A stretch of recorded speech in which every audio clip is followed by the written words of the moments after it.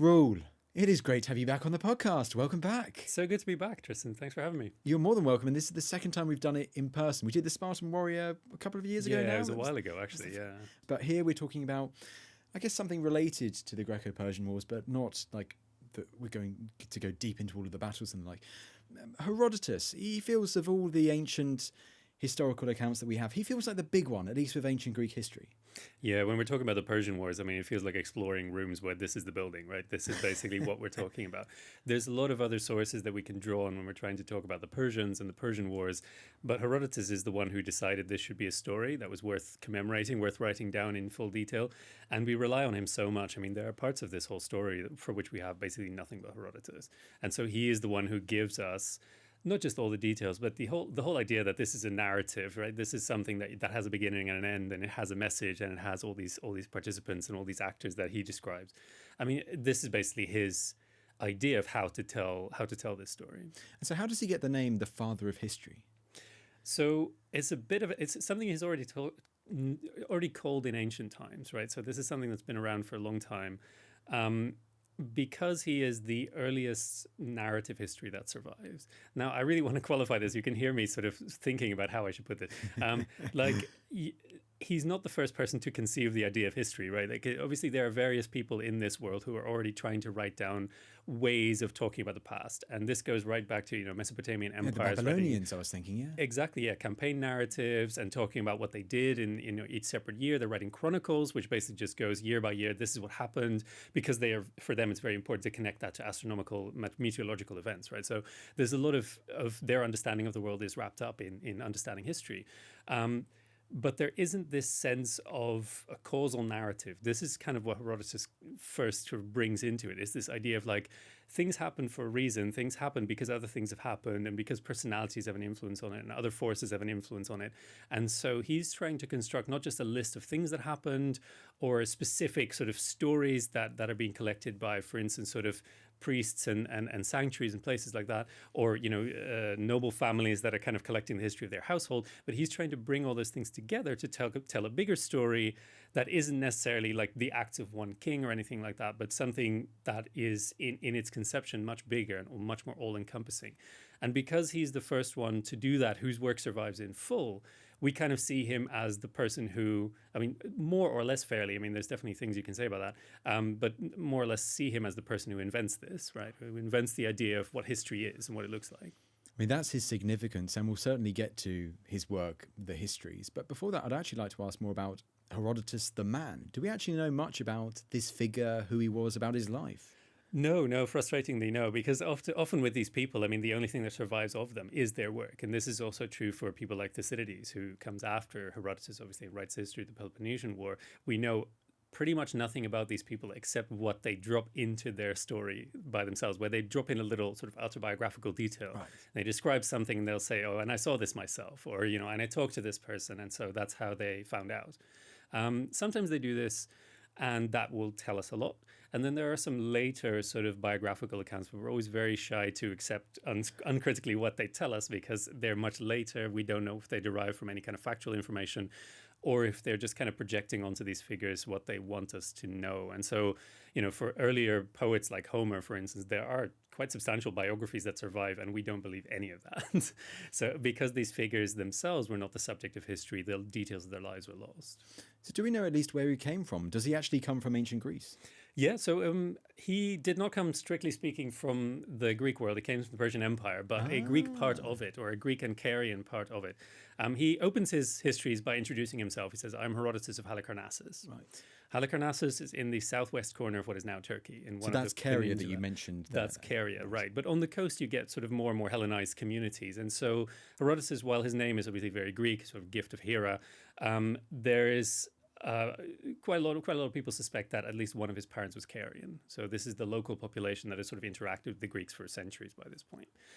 It's a community that is ruled by the Persians, but it is locally autonomous. So there are sort of local rulers that govern this area, who are themselves sort of Carian, but Hellenized Carian people.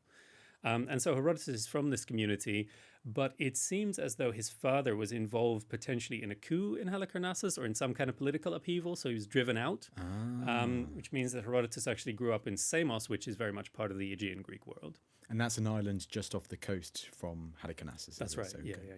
yeah. And also you mentioned there in passing, which was really interesting. So the name Herodotus, so Herodotus, so what that means, gifter of hero. What did you say it meant? A gift of hero is Gift a very of hero. common thing with Greek proper names, that they are what's called theophoric, so they carry the name of a divinity. So you have lots of names that are essentially just adaptations of, like, Demetrius being an adaptation of Demeter or something like that. And the very particular one that they use very often is either Doros or Dotos at the end of a divine name, which means gift of, essentially, or that's how we interpret it anyway.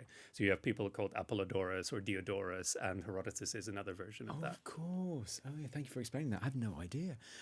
Does his exile to Samos, does that actually allow him to do a lot of travelling around the Mediterranean? Do we think he's quite a well-travelled man? He certainly is. I mean, this is where we get his autobiographical detail talking about the things that he saw, or even just sort of looking at his account and seeing which things he is able to describe in more detail. You get this sense of, like, okay, there are things you saw and there are things you just heard about. And so we get a sense, because he's clearly from a wealthy background, despite the fact that he was in exile, he lived a life of the leisured gentleman. So he was traveling around the Greek world quite a bit. There's always a suspicion that he spent a lot of time in Athens, which is widely assumed because he knows so much about it. But he clearly he traveled very far around the Greek world. He is involved later in life in the foundation of Thurii, which is in southern Italy. Right. So there's a new Greek settlement, new Greek community is being established there. And it's considered to be one of his great works to be part of that undertaking in the 440s BC. But then he's also traveled, it's almost certain that he went to Scythia, so what is now Ukraine, that he traveled into the east, he went to Egypt. He also traveled into Mesopotamia. We're not quite sure how far he got. But there's huge parts of the Greek Mediterranean world and beyond that he saw for himself. That's quite something for an exiled Greek, although one who had been in the Persian Empire, to be able to go, to Mesopotamia, to Egypt, but then to Scythia and Athens, when, I don't know if you'd have a bodyguard or something like that, but you think it's probably quite a dangerous world to do that on the seas or overland on these road routes, and yet he accomplishes it. Yeah, so on the one hand, we don't really know what that looks like, right? So we don't know if he traveled with a large entourage or with a bodyguard, or if he had someone with him to guide him. Often the impression you get from these travelers is basically you just have your personal servants and somebody presumably to carry around your stuff. But fundamentally, it is, on the one hand, a dangerous world that it can be quite lawless in places, especially in the areas that are not under any kind of central control or supervision. But it's also a world that's relatively open, right? So it's not like anybody's checking him at the border and saying, oh, hold on, you can't come here. So there's quite a lot of opportunity to travel as long as you're willing to undertake those risks. And so by the end, you say he goes to Italy, the story of the Western Greeks, Magna Graecia, so Greater Greece. Do we think that's where he ends his story as well? So it's not certain where he dies, actually. I think most people think that he died in Athens because some of the details that he gives towards that point, the furthest forward in time in his work, all relate to Athenian matters and the outbreak of the Peloponnesian War. And so it's suspected that even though he was involved in this great foundation settlement, or this great foundation undertaking, he then traveled back to mainland Greece, where he spent the last potentially decade of his life. And do we know, so is this the all happening in the 5th century BC? Do we know any more accurate dates about when he lived, or can we just do approximations? So it's really hard to know, actually. I mean, the most common approximation is that he was born somewhere in the 480s BC. So basically between the Battle of Marathon and Xerxes' invasion of Greece. He was a small child when there's this great scene that, I don't remember which scholar wrote this down, there's this great scene imagining what it was like for Herodotus as a 4 or 5-year-old boy to watch Artemisia and the remains of her tattered detachment that had fought at Salamis sail back into the harbour at Halicarnassus. She was the queen of Halicarnassus. Exactly. Right, yes. And so like seeing that detachment return home, after its defeat and wondering what happened to it, what was this story? What was this about? Which I think is a really nice image to imagine, but he would have been a little boy at the time, so who knows if he had any interest yet. But that's when he was born, and then when he died, we're again not entirely sure. Some people stretch this as far back down as maybe 400, but most people I think would say it was quite a bit earlier, maybe around 430 that he passed away, or at least that is what we can derive from his work, that he was still around to see the event of 431, but then after that, very quickly, it just sort of stopped being very confident about how much more he saw, and so we assumed that he might have died. So this feels like that's basically all we can say about Herodotus the man and his life, apart from, of course, when we now get to his work, the thing that he's remembered for. Do we have any idea how long it would have taken him to compose his histories? Do we think this was his life work? Generally, yes, although we don't know how long he worked at it. So we have no idea of like Thucydides, who says, I started taking notes at the beginning of this work because I knew it was going to be important. And I wrote it all the way to the end, which we don't even, no one ever had. He didn't finish it. But like, it would have been helpful if Herodotus made some kind of comment like that, but he didn't. And so what we have is essentially just, as I already mentioned, these moments in the story when he looks ahead to things that haven't happened yet at the time where he is in his narrative. It looks ahead to later events in Greek history. And we can get a sense from that of how much he saw, like how long he was around for, and also what was presumably happening around him for him to be taking notes about these things. So it's usually assumed that this was a long-term endeavor, that he was working on this for decades, and that he was presenting parts of it as he went. So he was going through and going through different cities and states and essentially saying, you want to hear the story of this or that, essentially presenting it as a piece of entertainment. Like, the rhapsodes were presenting their poetry, he was presenting his histories. And that may well have meant that he was sort of honing it and working at it and building pieces of it, building blocks of it for a very, very long time until, maybe into the 430s or even beyond that. So could he have also been a bit of a celebrity academic, travelling academic of the time? People would, Herodotus is in town and he's telling the story of his first book in the Histories or something like that. Could that potentially have been happening? May well be true, yeah. So one of the ways in which we interpret this is we get this sneer from Thucydides, who is obviously a very serious and very dry and very sort of a serious-minded person who makes this little jab saying, okay, my history is meant as a possession for all time, not as a entertainment for the moment, not as a little bit of, a bit of fun at a symposium or a festival or a religious festival where you have these performances going on. And so from that, we usually assume that he's talking about Herodotus there. He's talking about somebody who is seeing his history not as a sort of didactic work that everybody should sort of digest and preserve, but rather as something that he can present, as a form of entertainment. And so it's quite likely that, like famous rhapsodes, like famous sort of performers in that period, that he might have drawn quite an audience. Well, let's explore now his work. Let's explore the histories. And does Herodotus make it clear right from the beginning what his overarching aim, what his purpose is with this massive work? So helpfully, he's very explicit about that, right? He says exactly at the beginning why he's doing this. He says that he wants to preserve the great deeds of Greeks and non-Greeks. That is the overall thing. Like, he thinks that there are things worth commemorating, things worth seeing and admiring, and his job is just to record it, to make sure that it isn't lost, isn't forgotten. That's what he sets out to do, and then he narrows it down and says, okay, these are all the kind of things that I'm interested in, but specifically why the Greeks and non-Greeks, the Greeks and barbarians as he calls them, went to war with each other. And so that's where he's talking about the Persian Wars. Do you think, does he have an agenda right from the start? Is it clear that he sees the Greeks as superior? Does he follow that view that he thinks the non-Greeks, you said you used that word barbarians, does he seem to view them as inferior in his work? How do you think he portrays that?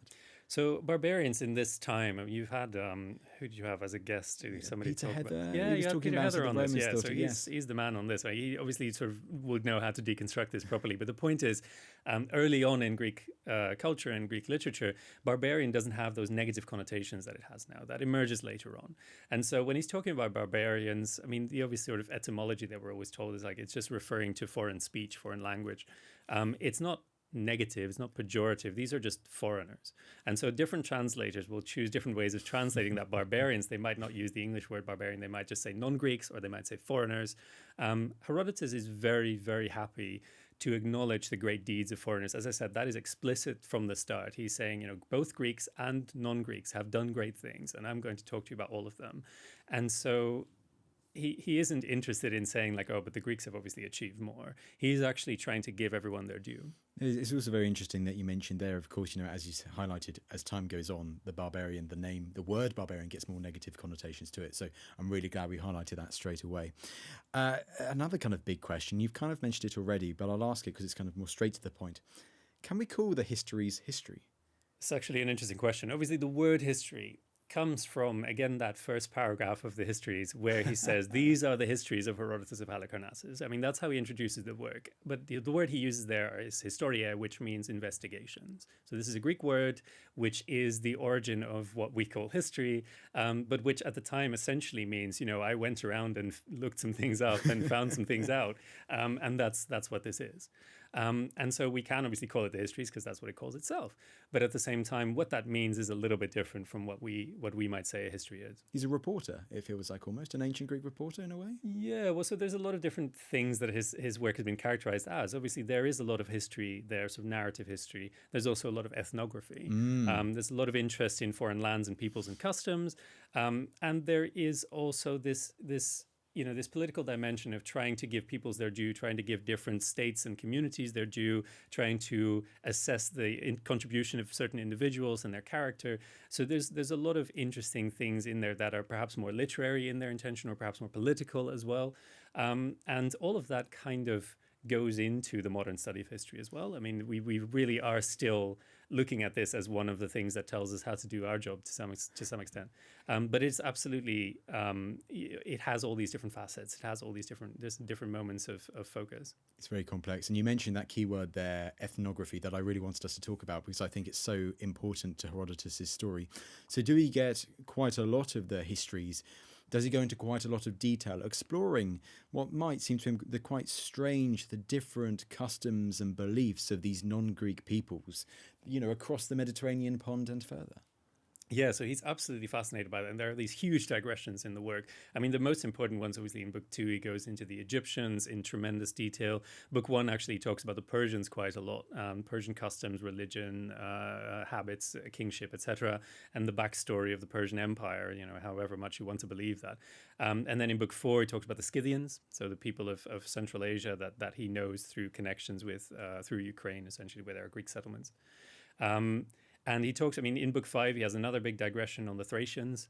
There are lots of these different bits of ethnography, and he applies that even internally, where he has a little piece in his work talking about the Spartans in almost the same terms, right? He's saying, the Spartans, obviously they're Greeks, but they're a little bit weird, and here's how, And that's almost explicitly like they're almost like foreigners to me in this way, in particular when it comes to their royal houses and things like that. So he's interested in that too. And the whole thing is just the result of that is a narrative that is constantly interrupted with digressions where he says, now I got to tell you the origin about this. Get ready. Yes. Now, where was I? Oh, yes. Several chapters later. Yeah. Yeah, and he's just so fascinated by it. And so a lot of reading it is actually, it's a very nice experience in a way because you can see his enthusiasm just dripping from the page, right? Yeah. It's absolutely just like, and I know this one too. And these other people have told me this and you got to know this because it's great. And it really lives up to this idea, this initial intention to say, if there is anything worth mentioning, anything worth admiring, I will tell you about it.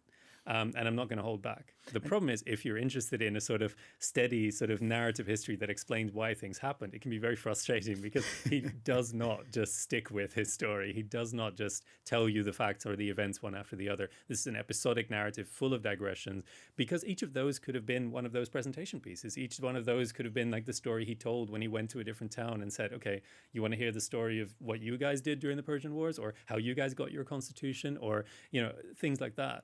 And that's obviously part of how it came together, but it's also it's still there as a testament to the breadth of his fascination with the world. And does he distinguish between the types of sources he uses for the information? Information that he gets firsthand, information that he hears from someone else telling him that he'd heard from someone else or she'd heard from someone else.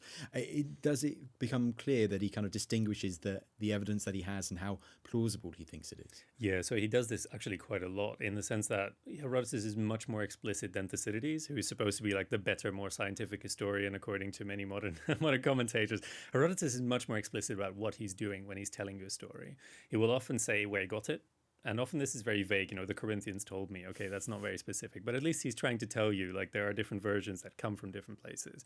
Often he's comparing them explicitly, says this is what they say and this is what these other people say.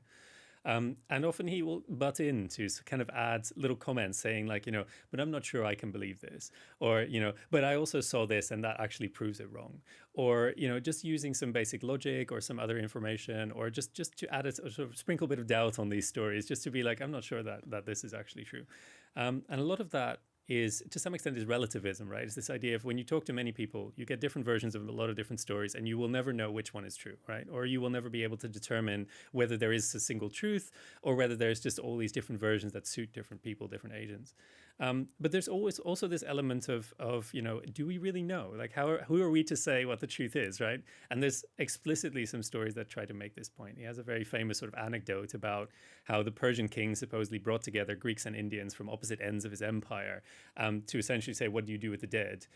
Because apparently their habits were opposite. The Greeks burned them and the Indians ate them, supposedly. Okay. And this is obviously...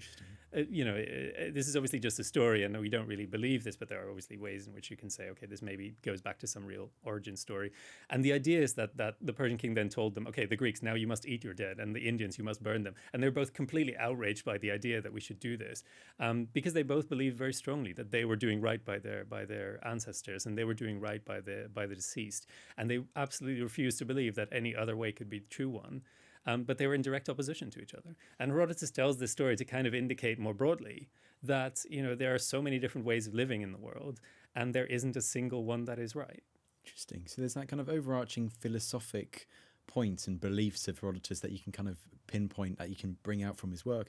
You also mentioned India there. So although Herodotus doesn't seem like, from what you were saying, he visited India, but he seems pretty well researched. He seems to, what do we know about the extent of his knowledge of the geography of the world at that time? Does he see India right at the edges? So he does know more than I think most of the other authors of his time. Like, he has a much broader worldview, partly because of his travels and partly because that is what he's interested in, right? He's interested in particular in describing the Persian Empire in all its pluriformity. And the Persians would have happily helped him with this because that actually corresponds a lot with their, their royal ideology, right? They're always stressing how many peoples they rule over, the vast extent of their empire. They're trying to express the far corners of it in order to say, like, look at this geographical span. But even for Herodotus, it was very difficult to see beyond that. So when you get past the borders of the spaces and the peoples that the Persians essentially have interacted with, or the Greeks themselves, but more likely the Persians, you get into very fuzzy territory. And quite literally, when he goes north inland into Central Asia, he says, okay, first there are the Scythians, but then beyond them, there's the Amazons, and beyond them, there are like people eaters, and then beyond them, and you get this sort of increasing sort of fantastical idea of peoples living in faraway places become more and more extreme and more divorced from what's normal, and less reliable as an indicator of the actual ethnography of the world. And do we also get a sense then, if he's more focused on the Persian Empire and the Greek world in the Eastern Mediterranean area, does he know less then about the Western Mediterranean? I'm thinking maybe like, of course, you've got Marseille, don't you? That's a Greek colony, and the Carthaginians and Sicily and so on. But is he a bit less knowledgeable about further west, the further west he goes? Actually, he enumerates the peoples of North Africa all the way down to the Atlantic. It's just that a lot of that, again, becomes more and more fantastical as you go. So obviously, Greeks living in Libya, and he knows the Carthaginians, and in that sense, we have quite a bit of information. He talks about the chariot riders of the Nasamones and people like that, exactly. right, too, in Libya. Yeah. So these are people that Greeks and Carthaginians and Persians have interacted with, and so in that sense, he knows something about them that we can trace back to a source, potentially. But then you get further on, and you get, all sorts of peoples that he describes that, people of the Atlas Mountains and things like that, which he doesn't know anything much about them. He just knows that the world extends to the Straits of Gibraltar, and so he has to sort of people it in some way. And then when you're talking about Europe, there is almost nothing like that. The Greeks just are fundamentally not very interested and knowledgeable about inland Europe. So they don't go very far north beyond the settlements on the sea that you mentioned, so Massilia, Emporion in Iberia, and a couple of other places.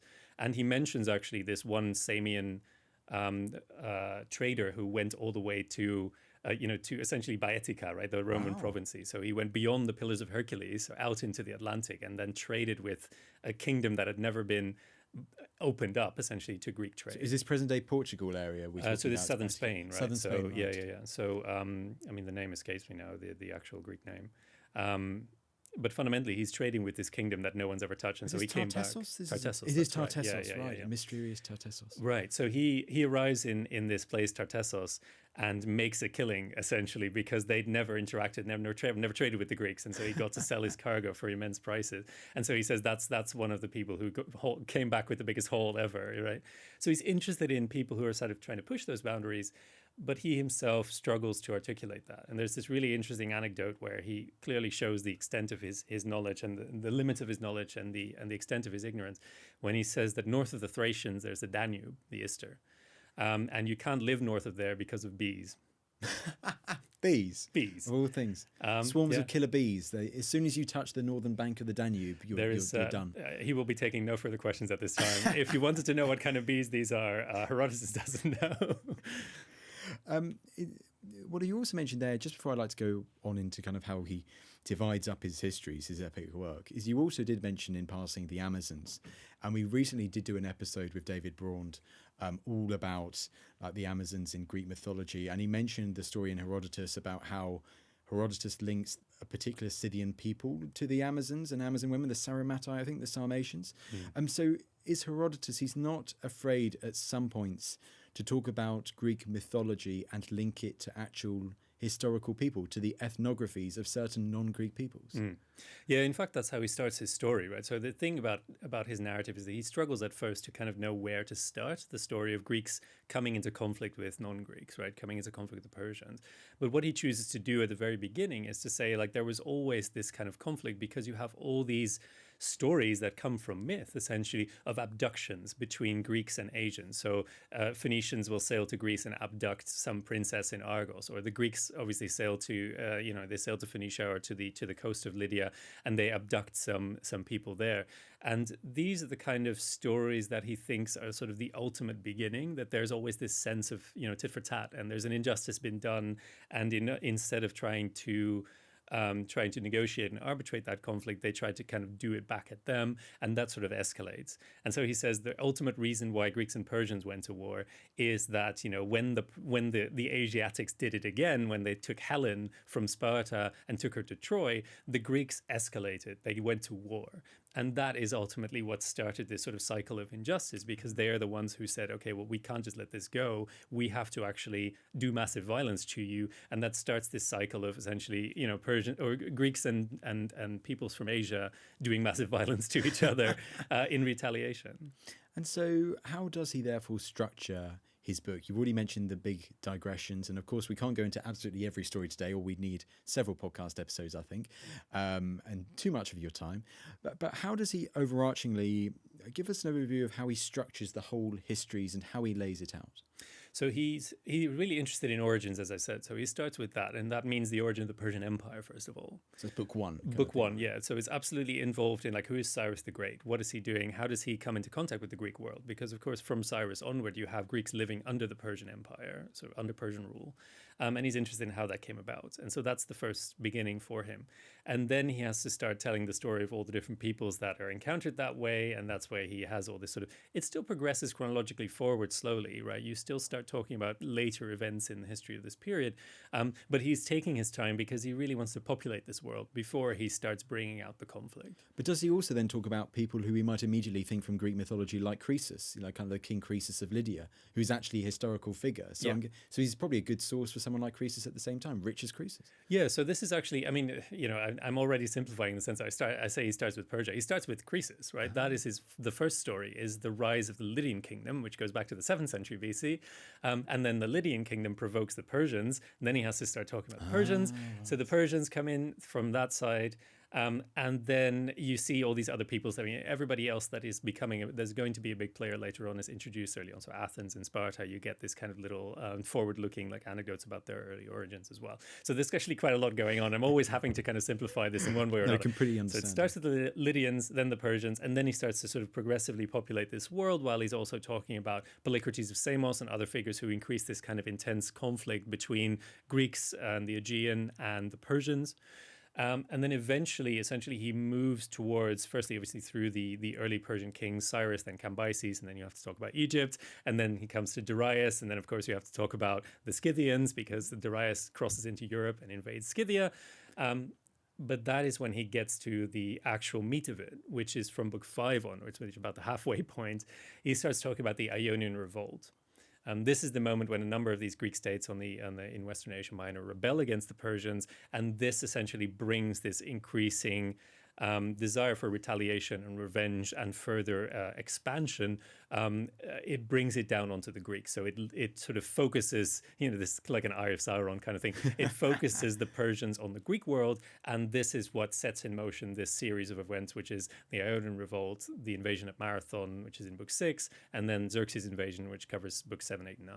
So is much of the ethnography being done by the time you get to book 5? So he said he's kind of covered the origins and the stories of these different peoples that the Persians encounter, and with the Greeks as well.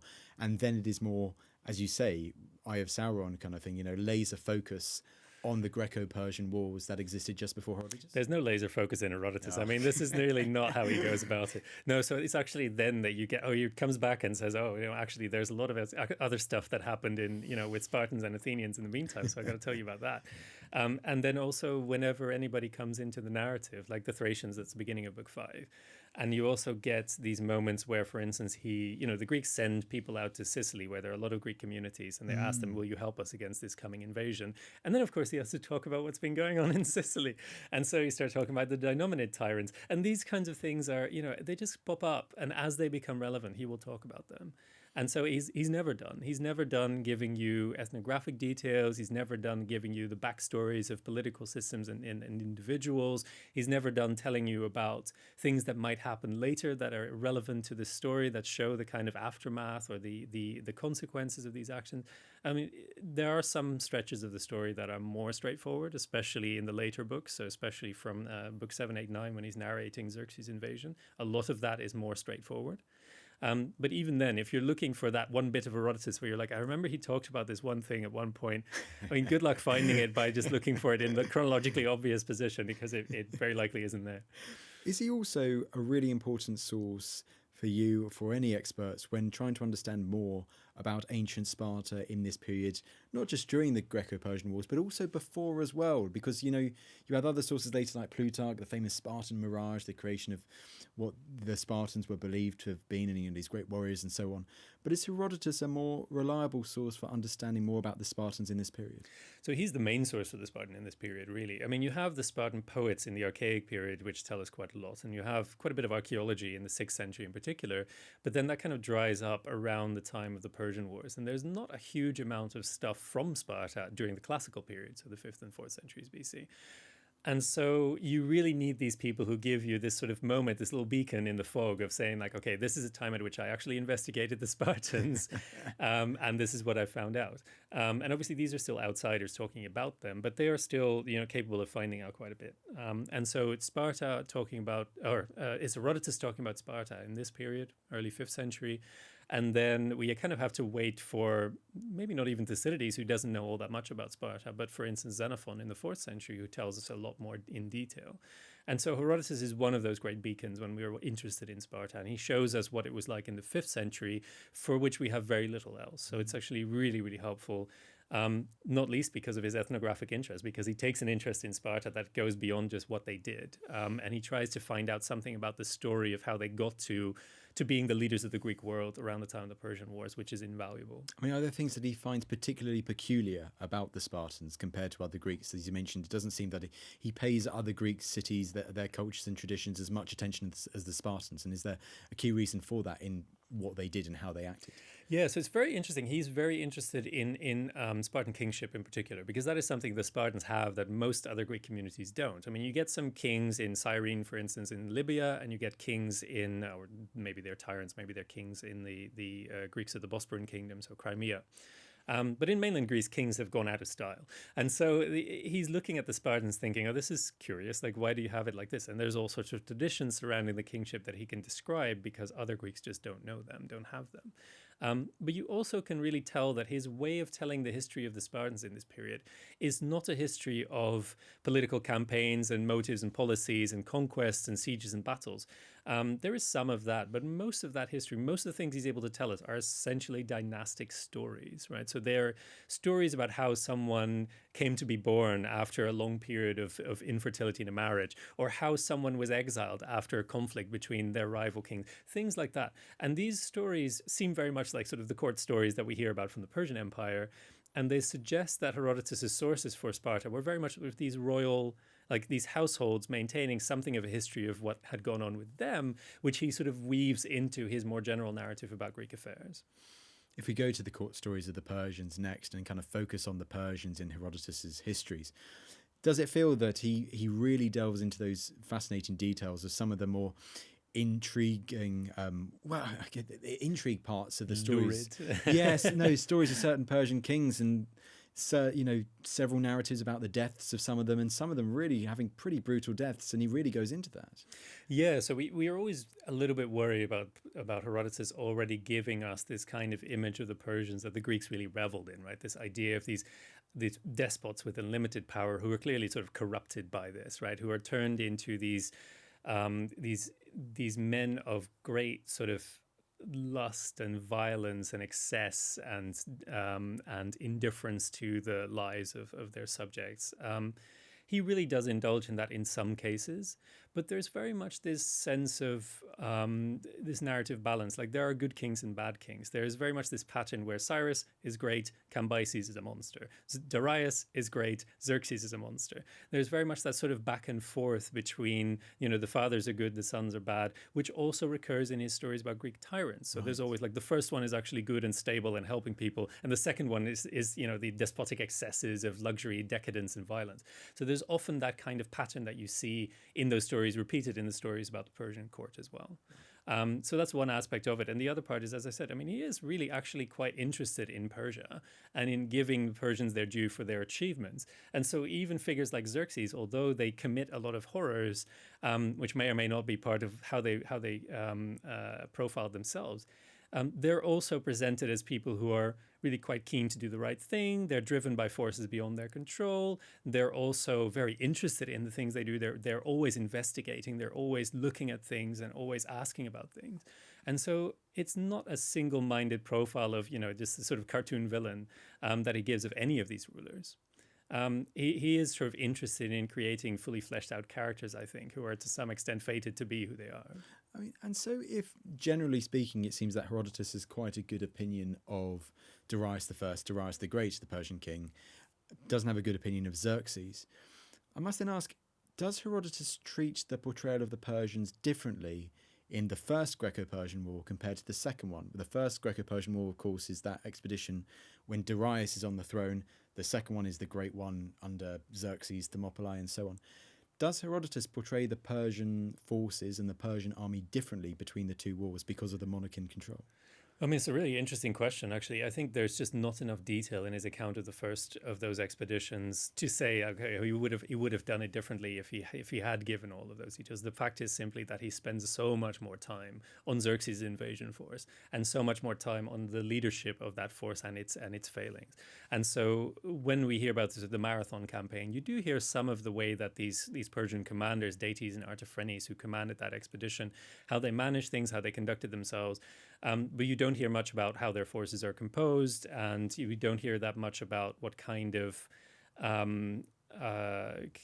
councils they had among themselves, which you get much more for Xerxes. So this is obviously more distant in time for Herodotus, but it's also just not the meat of his account. So it's not the main event, and so he is to some extent holding back some of those later conflicts he's really going to spin out. Like, why does Xerxes attack the Greeks? Why does he decide to to do the things he does and do it the way he does it? That is really where Xerxes comes to the fore in Book 7, 8, 9 as the main character. And so it is the second Greco-Persian War, Books 7, 8, and 9. Is that really the true climax of Herodotus' work? How does he portray? Sorry, it's such a big question, and we don't have time to go into all the details. But how does he portray this second Greco-Persian War in his histories? So it's this huge campaign narrative, right? And this is the first time we actually get a detailed campaign narrative in any source. So Marathon in 490 BC is the first battle for which we have an actual description, right? A description of what happens and how it was won. There is That's nothing. the champions, though, but the Spartans. All those I mean, years but you before. don't know how it was won, right? So you get battles that are mentioned. No, but this is a very good point. Like, obviously, there are battles that are mentioned and the outcome is mentioned, but you don't get any sense of, like, okay, how were the troops deployed? What kind of decisions did the generals make? What happened in the thick of it? You don't really get much of that. There's no earlier battle for which we have any account like that. And we mostly rely on sort of references and poetry about what battle was like in general, rather than the specifics of, what was done in order to win a particular battle, defeat a certain opponent, solve a certain tactical problem, whatever. So it's Marathon is the first one of those. And then the Persian Wars, or rather the invasion of Xerxes, is the one where we get this full detailed account of, like, okay, how do they march? How do they build their camps? Where do they decide to move? What are their options in terms of geographical advances? And then what do they do when they encounter the enemy? And, the Battle of Thermopylae, first of all, which is described in almost excruciating detail, down to the final blows. But then you have the Battle of Salamis, similarly on the sea, Artemision first and then Salamis. And then finally you have the Battle of Plataea, which is, in terms of Greek history, this is the longest, most detailed battle description that we get, right? It goes on for such a long time. All of the different moves and counter moves across 12 days of fighting across this plain. And so you get so many little details and vignettes about what it was like to be there. This is clearly his virtuoso piece, right? He's really talking about a decisive moment in Greek history, and he wants to give it all the space it can. I mean, it's absolutely extraordinary. It's such an interesting narrative, isn't it? And following that, with the end of Herodotus's histories, does he finish it there and then, or does he then almost kind of do a conclusion? I don't know, wrapping up his work or saying exactly what happened next, how the Greco-Persian wars have ended, Greeks are victorious. I say Greeks loosely because I know there were Greeks on the Persian side as well. But does he have an almost an end note or a conclusion after that? So it's actually the ending of Herodotus' histories has been enigmatic since ancient times. People don't really get why he ends it the way he does. So what he does is he describes the aftermath of the Battle of Plataea and then Mycale, where the Persian fleet is decisively defeated, which supposedly happened on the same day. So This is this big decisive moment. But then there are further campaigns after that. So obviously after that, the Greeks, the allied Greeks who are in this fleet, start to retaliate and start to push back Persian control. And this is kind of the start of the story that Thucydides picks up, which is the story of the Athenian Empire, right, on the rise. And so there is sort of that moment of looking forward, at least one more campaign season, right? He goes on to 478 and describes the campaign on land to subject the Thebans and the campaign on the sea to start liberating parts of the Greek world that have been subjected to the Persians. And he ends with this brutal scene of a siege of Sestos, where the Athenians really commit all sorts of atrocities on the Persian garrison. That's on the Dardanelles area, isn't That's it? right, on the Hellespont, essentially. So this is strategically super important for the Athenians. This is where they get their grain from. So they actually really care about this area and liberating taking back control of it. And so they really commit some atrocities of their own, which has often been interpreted as a sort of mirror image of, like, look, if you object to imperialism, if you object to a figure like Xerxes behaving as he pleases, you shouldn't then sort of do the same thing. But the lure of imperialist power is kind of drawing you in that direction. That's usually how it's interpreted, but there are different ways that we might see this. But then he ends with, there's some vagaries of Xerxes' travel back to Asia, where he gets into this spat because he's he's trying to have an affair with somebody who's married to a relative or the daughter of that person. It's a really complex little sort of court story that kind of maybe anticipates the murder of Xerxes some years later, but more likely it's just kind of looking ahead to the decadence and the sort of the corruption within the Persian court, which is also a theme that obviously runs throughout. And then, weirdly, he has a little flashback to Cyrus the Great receiving someone in his court. And this seems to be a sort of general programmatic statement about what he's trying to say. There is this person who supposedly was trying to lure Cyrus into further conquest and said, you can conquer these places because the people who live there, they live in luxury, and so they're easy prey, and you can just take them. And Cyrus objects to this, and he says, I don't think we should do this because we are living in Iran, which is a hard place, right? We are living in Persis, and it's arid, and it's dry, and it's high up, and it's a hard place. And so we've become a hard people, right? We've become very tough. We could easily conquer these people who live in, Mesopotamia, where it's fertile and where life is, abundant and rich. But we would start to become like them. We would conquer them and enjoy the luxuries that they possess. And we take them for ourselves, and we would go soft. And the result of that is that we would become prey ourselves, that we would become corrupted by this. And this is one of the things that Herodotus believes, that he believes that sort of governs the cycles of history, that people from difficult places like Greece will be victorious in war against people who are not as tough, not as hardened by their conditions. They will conquer them, they will become soft in turn, and then another hard people will come in and will conquer them. And so this is kind of what he envisions as a warning to the Greeks. Like, this has happened to the Persians, and it could happen to you. Right. What a statement that is. Yeah, I love, although all the details that Herodotus has and all the stories he has, that there are still those overarching messages that you can understand about Herodotus's personal beliefs. Only a couple of questions before we completely wrap up.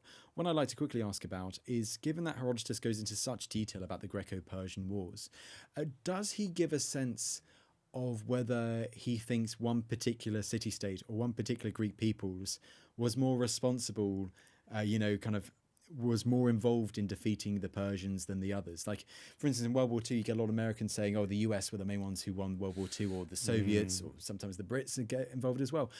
Does Herodotus come down on one side or the other? He does, very explicitly. I mean, it's very interesting when you consider this in light of his framing at the beginning, saying, I'm going to talk about all sorts of cities because we don't know which ones are going to be great later on, right? There's always, big cities have fallen and great small cities have become great.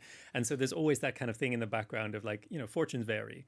But in the Persian Wars, he says, there's two of these leading states in the Greek world who took on this alliance, obviously, who led it. It's the Spartans and the Athenians. The Spartans obviously claim that they did the most because they won this great victory at Plataea. But according to Herodotus, and he's almost shy about it, he says, I know a lot of people will disagree with me on this, but it is because the Athenians committed everything they had. Even after their city was taken and razed to the ground, they evacuated their people, they fought on. And because they were committed to this fight, they are the ones who brought it to a close. So he says it's the Athenians and the Athenian willingness to serve under Spartan leadership and to fight on after everything had been lost. That is what made the difference. Wow.